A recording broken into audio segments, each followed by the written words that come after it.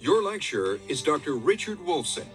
Dr. Wolfson is the Benjamin F. Whistler Professor of Physics at Middlebury College.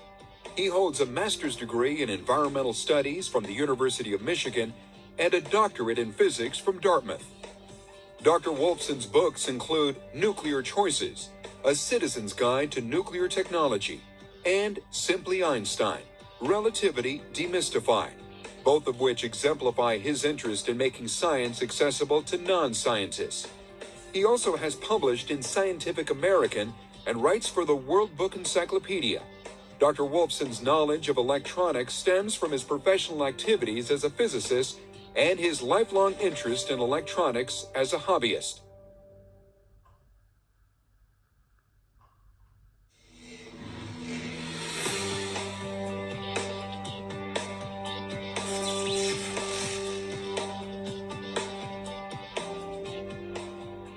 Welcome to Modern Electronics, a course in which I'm going to try to get you to understand the electronic devices that are so much a part of your world, that are around you everywhere.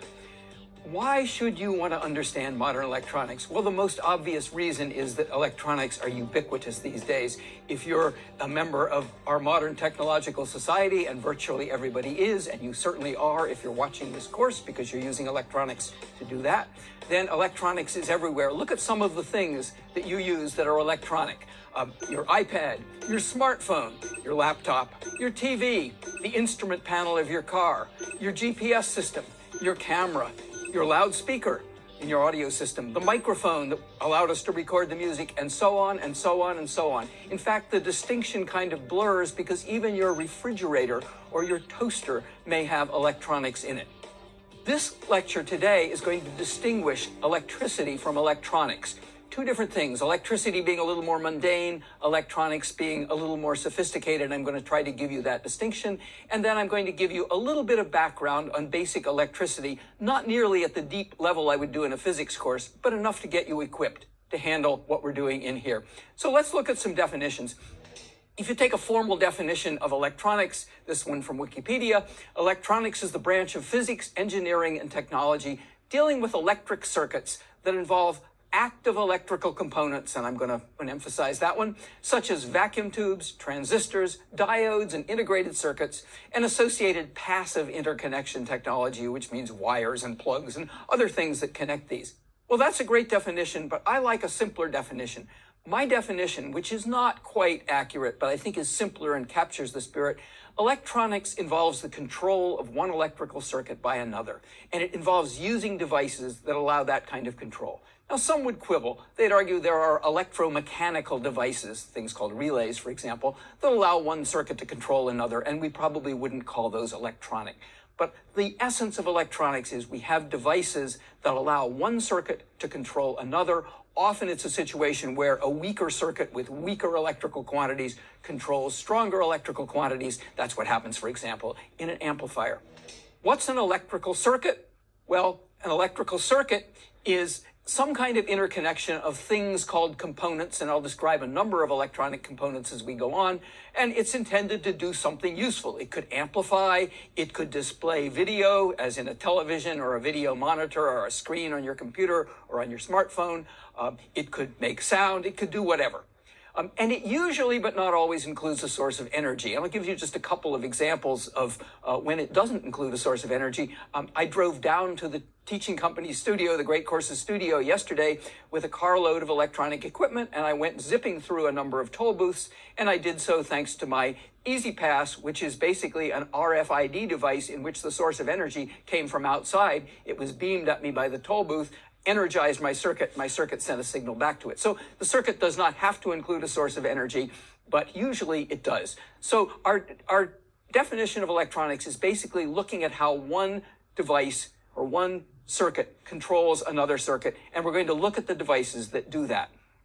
And I'd like to begin by giving you a simple history of electronic devices. This is about modern electronics, and if you look at the set behind me, you see many eras of electronic devices from fairly old to fairly modern. And I want to distinguish what's different about modern electronics. And surprisingly, to me at least, this always surprises me, there's less of a distinction than you might think. I've been teaching electronics for 30 years, and I teach basically the same fundamental ideas. What's changed is the devices we use, and more importantly, what's changed is the number of those devices we can cram into a given circuit. So let's take a look at a quick history of electronics.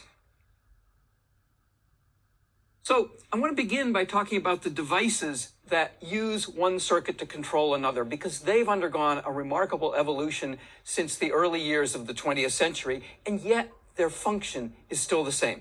So let me begin. Some of you old-timers may remember vacuum tubes. Vacuum tubes were evacuated glass tubes containing metal electrodes, and electrons flowed in the empty space between these electrodes. The tubes were designed in different ways for different functions, but the basic function was there was an electrode in there. It was called the grid, and by applying different electrical signals to that grid, you could control the amount of current, the amount of electric current, which I'll introduce soon, that flowed through the vacuum tube. And this vacuum tube is probably from about the 1920s. It's a big, clunky thing. They're obviously very fragile with that glass envelope. They consume a lot of power because they have a hot filament, like a light bulb filament, that has to be heated and glow to give off electrons. But there they are, and that's what we had for most of the 20th century. Vacuum tubes got smaller as the 20th century evolved. There's one from probably the 1940s or 1950s. They got smaller still. Here's a miniature tube from the 1960s, probably, little tiny thing. Still has a whole lot of pins coming out the bottom to connect all kinds of things to it. And then a revolution occurred in electronics in the middle of in the 20th century, in about the 1950s to 1960s, came the invention of what is probably one of the most important devices ever invented in the 20th century, and that's the transistor. And the transistor did exactly what these vacuum tubes did. That it allowed one electronic circuit to control another, but it was much smaller, and more importantly, it was a solid-state device, meaning it was built out of solid materials, not a glass envelope with vacuum in it and electrodes stuck in there for electrons to flow back and forth. And so here is a transistor, a typical transistor. This is a modern transistor. The early transistors looked a lot like this. It has only 3 wires, which is the minimum number of wires it could have for one circuit to control another. This particular transistor probably costs less than $1 and can do the same functions as this large vacuum tube. So we obviously had an enormous miniaturization of electronics with the invention of the transistor. And in the 1960s and 1970s, everything was listed. Oh, this is solid state. Solid state means it no longer had vacuum tubes. It had transistors. Here's a power transistor. It's built on a metal case that bolts down to a heat sink because it gets very hot. This could be used as the output amplifier of a stereo amplifier. It might be able to tolerate 100 watts of power or something like that. And then in the late 1960s and early 1970s came yet another development, which was the technological ability to put lots of transistors and other electronic components interconnected on a single tiny wafer of the element silicon. That was the integrated circuit. And integrated circuits contain anywhere from a handful to billions, literally these days, billions of individual transistors. That is, billions of these functions. The first computer contained about 20,000 of these tubes, took up a whole room, and generated an enormous amount of waste heat. The integrated circuits in your personal computer, in your smartphone, and so on, they have literally hundreds of millions to billions of transistors on a little chip. Here's an integrated circuit. This particular one probably has a few dozen transistors in it. Here's a much bigger integrated circuit with probably thousands of transistors. Here's a memory module from a computer, which consists of a whole bunch of integrated circuits, each of which probably has on the order of a few million transistors.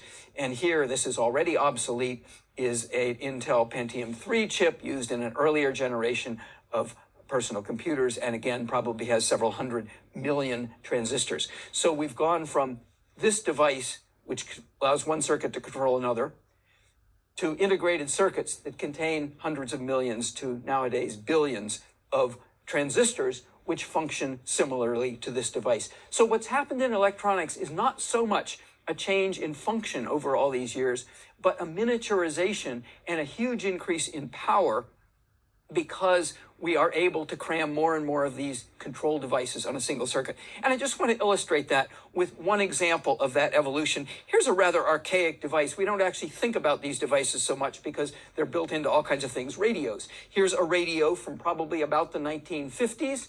It's just an old AM radio. I'm going to turn it around and show you what's inside it. And inside it, you can see several tubes in their glass envelopes. There's a special tube that's got metal around it to shield it from electronic noise, but that is the insides of that radio. And the company that manufactured this radio would boast about how many tubes there were in the radio. Next to the radio, the tube radio from perhaps the 1950s, is a transistor radio, an early transistor radio circa about 1970. It's obviously a lot smaller.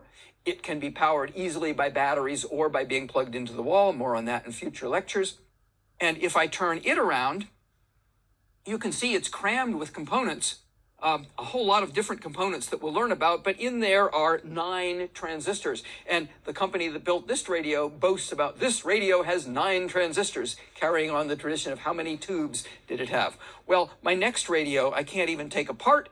If I did, you wouldn't see much in it, but a lot of black rectangles that are the integrated circuits that make it up, many of which are so complex they perform almost all the functions of a radio in one chip. So there it is, and it probably has in it, I'm guessing, I don't know what the circuits are in it, but I'm guessing probably thousands to millions of transistors, even in something like that, probably more like thousands in that on its integrated circuits. So there's the evolution of the radio: tubes, individual discrete transistors, and finally integrated circuits. Now, what's powered this revolution in electronics? Again, a revolution in the power of the electronic devices and the number of components we can cram into them, but not a revolution in the basic functions of these devices. So part of what's powered it is an idea that was promulgated by Gordon Moore, who was a co-founder of the Intel company that we all know about that makes the processor chips in our personal computers. And in 1965, he made a prediction. He said, as we learn to make integrated circuits more and more compact, the number of transistors on a single chip, that is a single piece of silicon that makes up one of these complete integrated circuits, would double every 18 months. And he was off by a little bit. Actually, the number of transistors has been doubling about every 2 years. And the graph here shows you that extrapolation up to where it's actual data up until 2015, and then it's an extrapolation beyond that to where we're headed. So we now have, in today's integrated circuits, today's computer chips and so on, we have literally billions of transistors, and that number is doubling every couple of years. That's the reason almost any electronic device you buy is obsolete almost as soon as you buy it, and you envy the people who have the newer one just 6 months later. So that's Moore's law, and Moore's law seems to be holding and will probably continue to hold for probably at least another 10 years, and then some fundamental limitations imposed by quantum mechanics may come in and make us have to rethink how we make very small miniature devices. Okay, so that's a quick history of electronics. Let me say a little bit now about this course, and then I'll move on and give you a little bit of a background on electricity. First of all, I'm not going into depth here in detailed physics. I'm not going to explain much of the physics of how these devices work. You can see other great courses for that, including ones that I've done. I'm giving you instead a kind of intuitive feel for electronic devices. I'd like you to be able to build basic, simple circuits. More on that in lecture 3, how you'll build them. You will not come out of this course an electrical engineer, but you will have a sense of how the devices you use work. And let me also say a little bit about myself as your teacher here. I've been teaching electronics, as I mentioned, for about 30 years. I teach a course called Electronics for Scientists at Middlebury College, and it's not just for physics majors, it's for pre-meds, chemists, others who are going to use electronic instrumentation in their careers. We've had a course called Electronics for the Intimidated, for the non-scientist. And although I'm a theoretical astrophysicist by research, I actually love electronics. I've been an electronics hobbyist since I was 12 years old, and I was actually hired at Middlebury College because somebody left in the middle of the year who was teaching their electronics course, and I was hired. So that's how I got my job, by being an electronics hobbyist, actually. So let's talk a little bit about the basic things we need to know about electricity to understand electronics. So there is a fundamental property of matter called electric charge. And it comes in 2 kinds, called positive and negative. They don't mean the presence and absence of something. They're just names that Ben Franklin gave them. We know that like charges repel each other. So the diagram shows two positive charges repelling each other and two negative charges repelling each other, and that opposites attract. So we see also a negative charge and a positive charge attracting each other. And the protons that are in the atomic nuclei are our main carriers of positive charge, although there's something called holes in semiconductors that we'll see a little bit later that are really important in the way transistors and other semiconductor devices work. And then the electrons carry negative charge, and there are vast numbers of electrons, free electrons, in metals. So we can talk about free electrons as a way of distinguishing two kinds of materials. An electrical conductor is a material containing free electrons. And an example is the electrons in metals.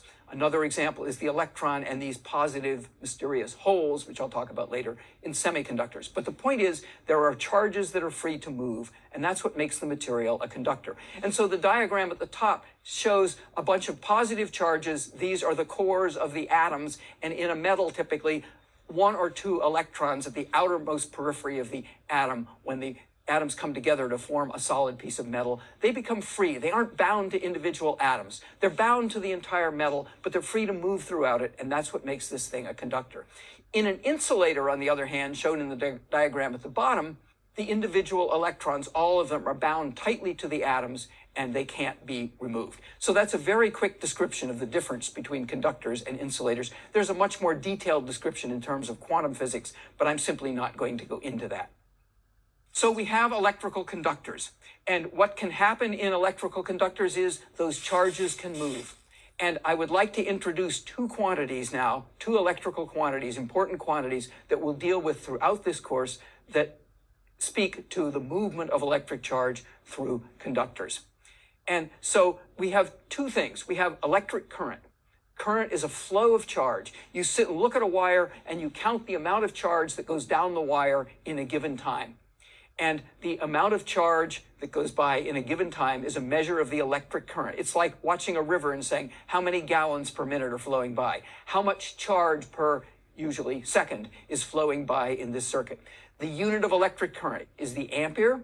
I'm not going to go into the detailed definition of the ampere, but an ampere consists of about 6 times 10 to the 18. Wow, that is lots and lots and lots of charges, of elementary charges, the charges on the electron or on the proton. The charges are the same, but they have opposite sign, going past a given point every second. An ampere is a fairly familiar level of current. If you have an old-fashioned 100-watt incandescent light bulb, the kind of thing that's going obsolete pretty rapidly, as we'll see in a moment, and why that is, that's about an ampere, a little bit less. In electronics, we'll be dealing mostly with milliamps, thousandths of amps, abbreviated lowercase m for thousandth and capital A for ampere. It's capital, by the way, because it's named after the Frenchman Ampere, who worked a lot with electric current and its relation to magnetism. So we're going to be dealing often with milliamps or MA in this course, and so I'll often use the term milliamp or label a current in MA. And here's an important point about electric current. The direction of the current is that in which positive charges flow. So if you have electrons moving through a wire from left to right, the current is actually flowing from right to left, and that's a little bit confusing. You have to scratch your head about that. And you can blame Ben Franklin, who assigned those terms, not realizing that the dominant charge carriers in wires, in metal wires, are electrons.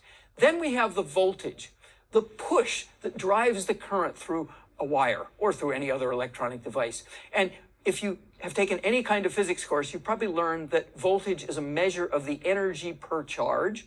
The unit is the volt. If you want to know what a volt is, it's a joule of energy, the SI unit of energy per coulomb, the unit of electric charge, but we don't need to go into that.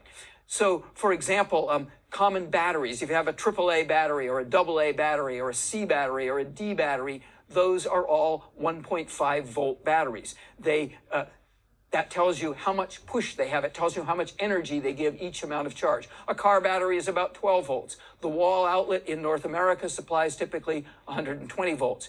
In the electronic circuits we're going to be developing in this course, typical voltages are in the range of 5 to 15 volts, sometimes a little lower in some really new circuits, and sometimes a little higher maybe in a power amplifier. So we have a flow of charge, current, and we have a push, the voltage that pushes current through devices.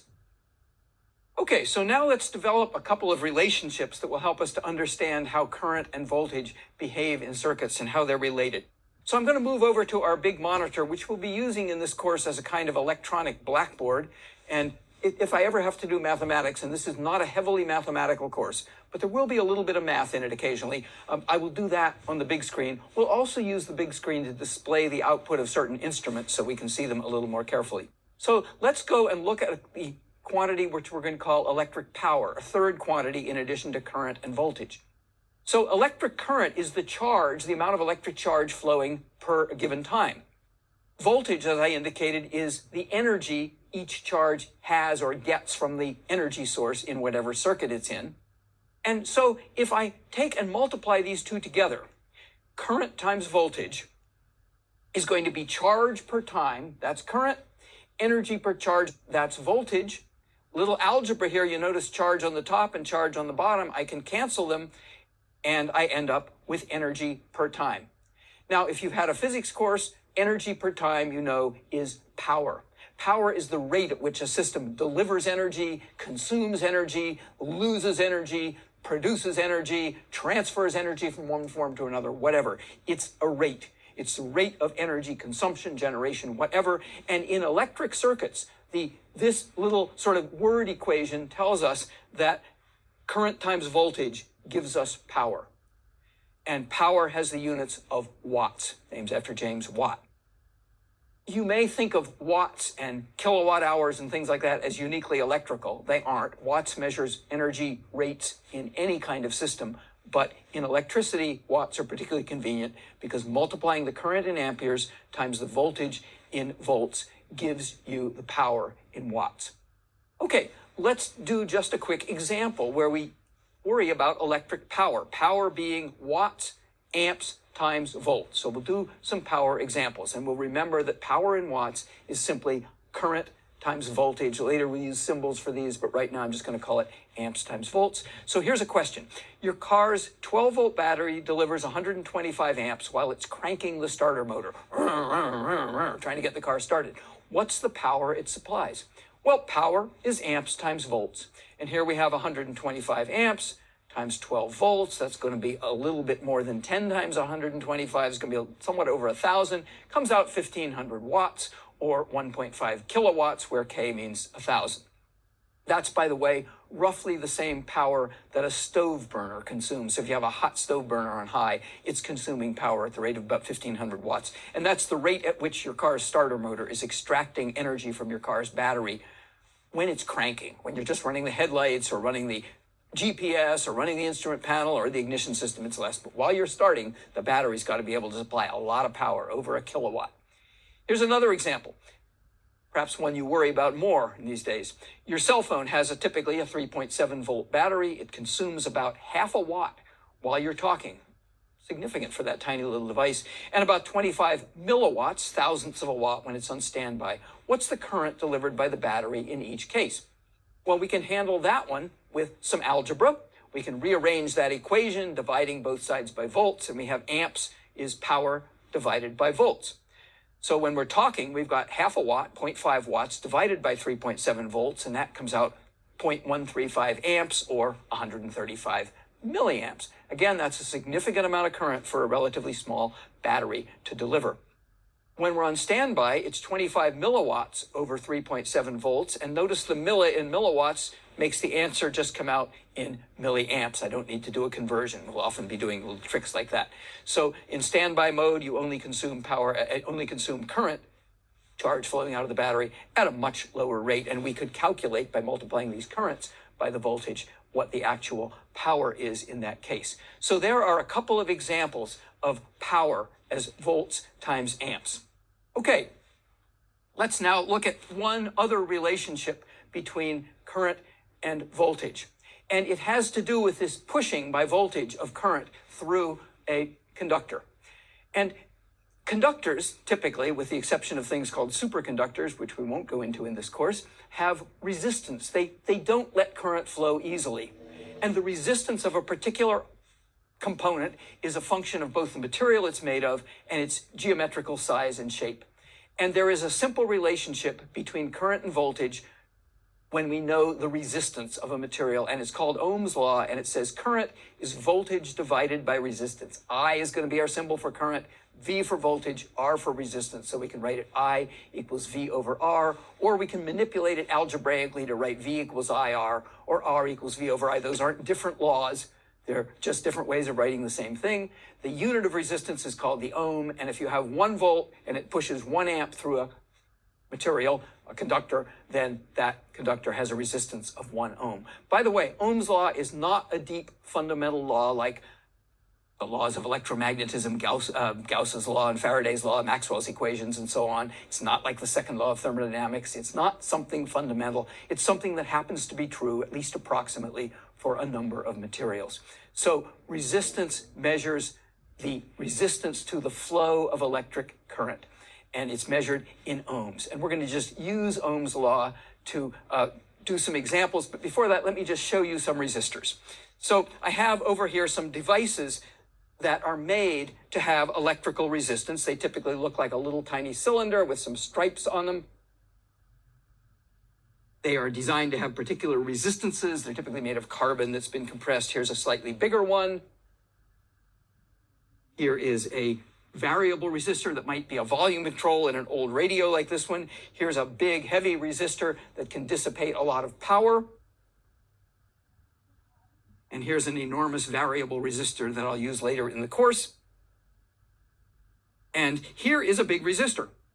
The hot plate burner is simply a material that's got a lot of resistance, or not a lot, but enough resistance that current flows and heats this device up. So those are resistors. Over here I have an ohm meter, which I'm going to use to measure resistance. In subsequent lecture, we'll come to understand how this device works. I'm going to grab this resistor, which happens to be a slightly bigger one than the little one I showed you, but that's because it can dissipate more power. I can read the color code off it. I'm not going to teach you about that, but that says this is a 2700 ohm resistor, and it says 2.64 kiloohms. There's a little gold band at the end of this resistor that says it's good to within 5%, and that is within 5% of 2.7 kiloohms, or 2700 ohms. So there is a resistor, and I've just measured its resistance. So many kinds of resistors. Well, let's take a look briefly at how we might use Ohm's law to do some experiments here. So let's talk about using Ohm's law just briefly. Again, Ohm's law written in 3 different forms, but they're all equivalent. And so here's the question. A typical 120 volt household outlet can supply up to 20 amps. After that, the circuit breaker goes to keep so much current from flowing that wires would heat up and maybe risk a fire. What's the minimum resistance you can connect across it? And what's the maximum power? Well, let's use the form resistance equals volts over amps. 120 volts over 20 amps, 6 ohms. You can connect 6 ohms, 7 ohms, 8 ohms, 100 ohms, 1,000,000 ohms, no problem. You connect 5 ohms, you're going to blow the circuit breaker. Power is I times V. That's 20 amps times 120 volts. That's 2,400 watts, or 2.4 kilowatts. More than that car starter, but not much more. More than that electric stove burner, but not much more. An electric stove burner would typically be operated off a bigger circuit. And here's another one. What's the voltage across a 1.8 kilo ohm resistor when it carries a current of 5 milliamps? Well, voltage. So I'm going to use the form V equals IR. V equals IR, 5 milliamps times 1.8 kilo ohms is 9 volts. A little 9-volt battery, the kind with the little snaps at the top. You put a 1.8 thousand ohm, 1.8 kilo ohm resistor across it, 1,800 ohms, and you'd get 5 milliamps flowing. So there's how we use Ohm's law. And notice something, when we have M in milliamps, which we're going to use a lot in electronics, and we have K in kilo ohms, which we're also going to use a lot, those two cancel. The thousandths and the thousand cancel, and we get the voltage right out in volts. Okay, well, let me wrap up by just showing you a few interestingly special resistors. Inside your computer's hard drive, if you still have a computer with an old-fashioned mechanical hard drive, is a resistance that depends on how much magnetic field it's exposed to. And as the hard disk spins and the magnetized information goes by that, its resistance changes, and that's how you read the information. Here's another interesting resistor. This is a photoresistor. Its resistance changes with light, and we're going to use photoresistors and related devices in several circuits we'll be building later. So I'm connecting the photoresistor up, and you'll notice it has 0.123 kilo ohms, 123 ohms. And now I simply cover it up with my hand so it can't see the light. and that number goes up. It's already up to about 50-something thousand ohms. So this is a light-sensitive resistor, a photoresistor. And again, we'll use that in a lot of useful applications. I imagine you can even think of some right now that you might want to use. Okay, so let's wrap this lecture up. First of all, we've seen the essence of electronics. It's about one circuit controlling another. We have electric current, the flow of electric charge. We have that occurring in conductors. Its unit is the ampere. We have voltage, the push that drives the current through a conductor. It's the energy per charge. Its unit is the volt. We have resistance. Resistance R, it resists the flow of current, and the unit is the ohm. And electric power is voltage times current. And finally, we've worked with Ohm's law and understood how voltage and current are related and related to resistance. Well, that's all I have to say now, except I want to remind you that each lecture in this course has with it a project, which you are welcome to do. It's separate, but you can do the project, and the project is sometimes a simple calculation, but more frequently it's going to be you're designing or working with a circuit. So here's the project. If you'd like to go on and do the project part of this lecture, you're welcome to, but you certainly don't have to. The first is about a real situation in which your car battery gets corroded, there's a little too much resistance, and you can't start your car. And the second one is about an LED lamp, and that will show you why an LED lamp is so much more energy efficient than that old-fashioned 100-watt incandescent lamp.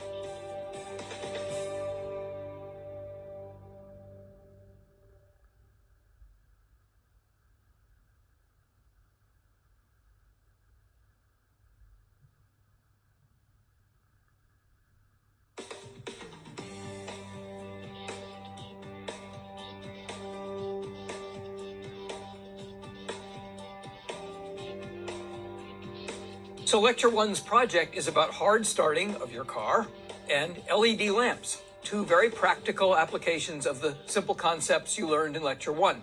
So the first question is about your car. The connection between your car's battery and the wire supplying the starter motor has corroded to the point where its resistance is 0.05 ohms. That doesn't sound like much.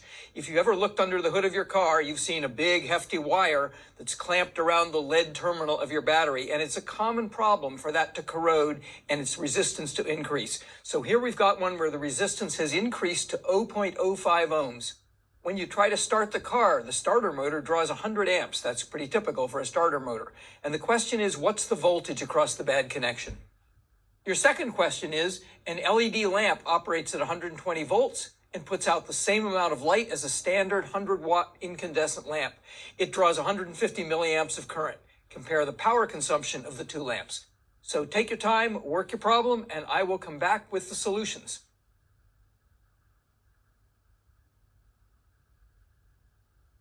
So here are the solutions. Here we have the car to begin with. Well, this is a straightforward application of Ohm's law. We know the current and we know the resistance. The current is 100 amps. The resistance is 0.05 ohms. Multiply those two together and you get 5 volts. Now a car battery is a 12-volt battery, so that leaves only 7 volts across the starter. Not enough to start your car. That's why you're going to hear, vroom, vroom, vroom, and you're not going to get anywhere that day. So there's one example of Ohm's law applied to a simple situation involving a resistance and a current. So we have our LED now, operating 120 volts, same amount of light as a standard 100-watt incandescent. Is 150 milliamps, or 0.15 amps. We multiply that by the 120-volt voltage, and we get 18 watts. And that's only 18% of the incandescent lamp's energy consumption rate. And you can see from that why it is that incandescent lamps are rapidly becoming obsolete in an age when we worry about energy efficiency.